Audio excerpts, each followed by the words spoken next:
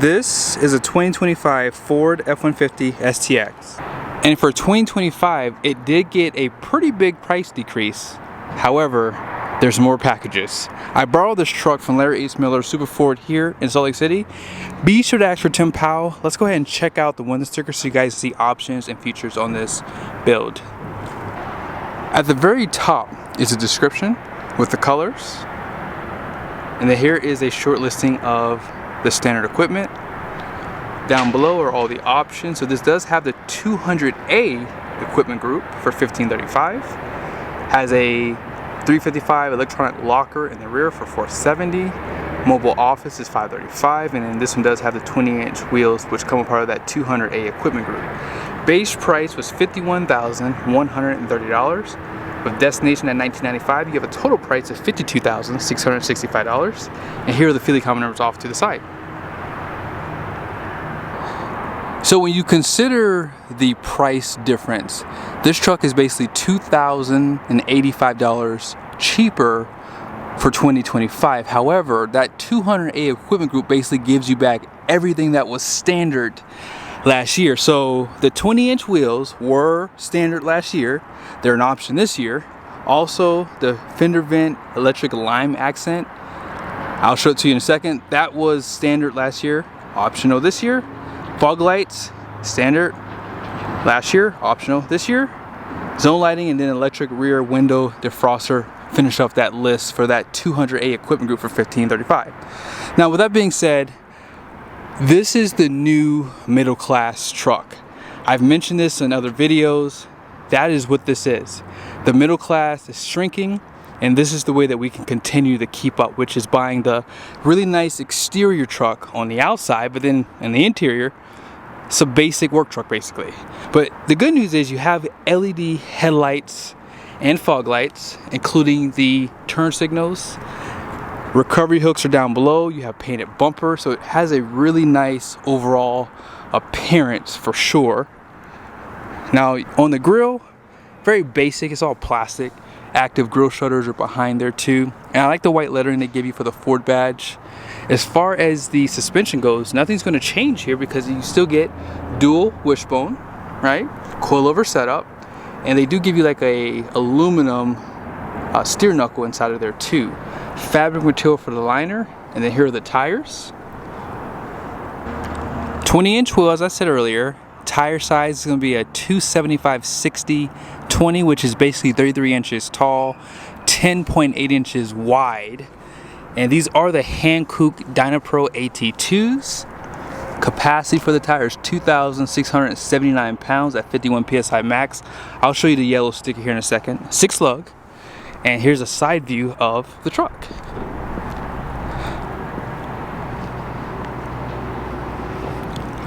Decent wheel design for sure. I do like the overall styling. Also, there's that lime green accent. No paint on these mirrors, but you still have blind spot. No smart key, but there's no chrome either, so most people like that, you know, de-chromed truck for the most part. Here is the standard bed configuration and where you're going to fill up at. As far as the suspension goes, you basically get 2 leaves, that bottom one being a helper spring. No liner out back, but that's pretty typical with Ford. They don't like to give you liners. They like for you to pay for them, but that's okay. Tail lights are going to be incandescent. There may be some LED in there, but rear parking sensors are still there, class 4 hitch. Now this bed is not going to be assisted, so don't let it fall on you. No spray in, but you have 400 watts of power. Bed lights are gone. No sliding glass. And then over here, you have a little bit of storage.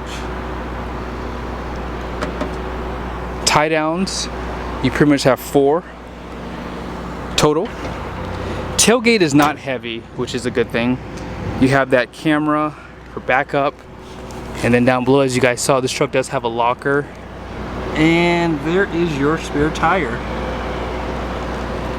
Just a temporary one. And this truck had a 355 rear. And this is a side view of the truck. This is the 2.7 liter twin turboed engine, good for 325 horsepower, which comes in around 5,000 RPMs, and 400 pound-feet of torque, which comes in around 3,000. One thing I like about this engine is it does have compacted graphite iron for the block. It is port and direct injection per on Ford's website. I've noticed that sometimes their information is wrong, so I always have to verify where I got that information from, but it does say port and direct injection. One thing about this engine too is it has a 10-speed transmission behind it, so you have those closer steps, which are good for towing too. Now, if you don't like the idea of a twin turbo V6, especially with a 2.7 displacement, you can get the 5 liter Coyote with the STX. The only problem is you never see these trucks ordered that way. So hopefully, if you're someone in the market and you're looking to order, you can always order one here at Larry H. Miller so I can do a review on it. Let's go and check out the interior. Inside the interior, I like the fact that they use black versus like a light gray color, because this is essentially a work truck. They do give you some soft touch material for your arm here, but for the most part, everything else is going to be hard plastic. You do have auto up and down for just the front windows. No power folding mirrors on this one. No seat memories, but you do have power door locks. Also, no power seat. Although you do have some lumbar support, manually operated right here, but you can't push this seat up and down, which for some people that could be an issue, especially if you're a little bit shorter. As far as your steering wheel goes, it is still tilt and telescoping. You have automatic headlights, you have auto stop start, which can be disabled pretty easily, electronic parking brake, and it's pretty easy to get in and out of this truck. It doesn't have any running boards. Grab handle right here, and then I like this gray accent on the dash. Let's go ahead and check out the passenger side.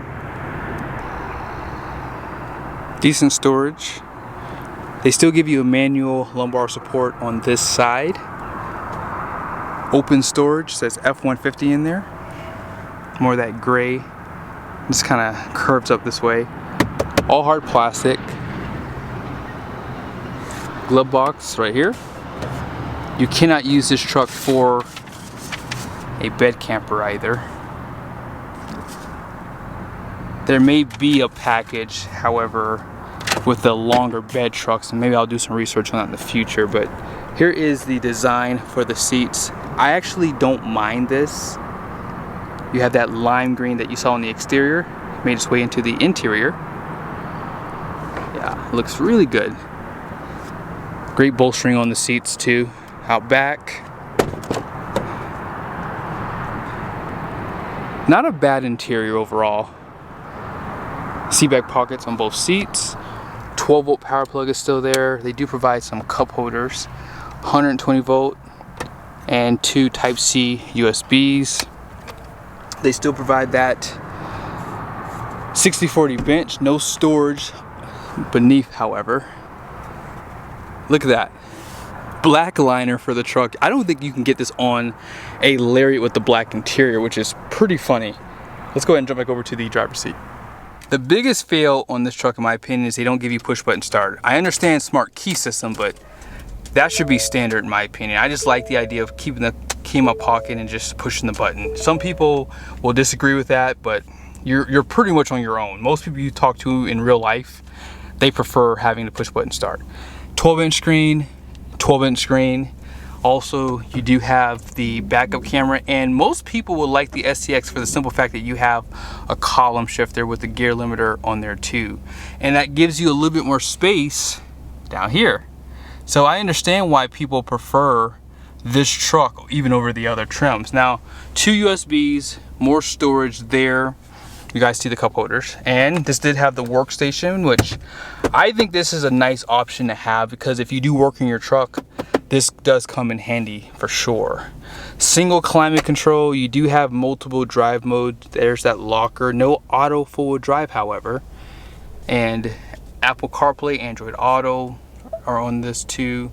And I like that they give you the bigger screen. Like, this is a huge win for this truck for sure.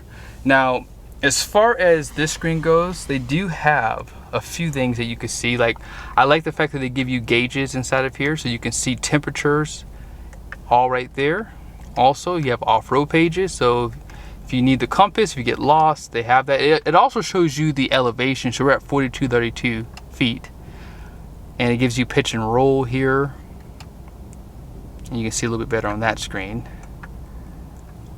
Trip information is right there. You can also change the gauges at the top. Let's go ahead and do that real quickly, so I'm not telling you wrong. Sometimes when you have these lower trim trucks, they take away the most basic things. So if you go to settings, yep, you can configure the gauges. You can swap them around if you like. First selectable gauge. Let's see, if you want, you can add turbo boost, and that's always nice to have. If you're new to driving turbocharged vehicles, this might be nice to have. That way you can really get the best fuel economy. So I like that they give that to you as an option. And that's pretty much it. I mean, there's not much I can really show you on this truck. I mean, you have deep storage here. They do illuminate this area. They give you 2 Type-C USBs inside of there, and this is pretty deep too. Also, I didn't show this to you earlier, but you have your 12 volt, 120 volt power plug still up front. Let's go ahead and check out the Payload. Here is the gross axle weight rating out front, 3450. The rear is 3400. Gross vehicle weight rating is going to be 6650. The wheels are going to be 20 by 8.5 wide. Axle code is an L9. All-in payload is 1,591 pounds. You guys see the tire pressure, 35 psi all the way around. Now that payload might seem low, but you can get a 7,000 pound GVWR on like the higher trim levels, and you might be able to get that for this truck, but they always limit what you can do. Obviously, even the rear axle is kind of low as well. But I hope you guys like the video. Be sure to subscribe to the channel, make sure your notifications are on. See you guys soon.